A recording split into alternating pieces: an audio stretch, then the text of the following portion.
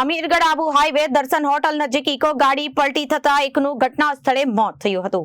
Passenger ભરી eco ગાડી પાલનપુર તરફથી ઇકબાલગઢ તરફ આવતા આબુ હાઈવે દર્શન હોટલ નજીક ઇકો ગાડીનું ટાયર ફાટતા ઇકો ગાડી પલટી જતા અકસ્માત સર્જાયો હતો। અકસ્માત સર્જાતા ઇકો ગાડીમાં સવાર અંદાજે 7 લોકોમાંથી એક વ્યક્તિનું ઘટના સ્થળે મોત નીપજ્યું હતું। આબુ હાઈવે દર્શન હોટલ નજીક ઇકો ગાડીનું ટાયર ફાટતા ઇકો ગાડી પલટી થતા અકસ્માત સર્જાયો હતો। અકસ્માત સર્જાતા ઇકો ગાડીમાં સવાર અંદાજે 7 લોકોમાંથી એક વ્યક્તિનું ઘટના સ્થળે જ મોત નીપજ્યું હતું।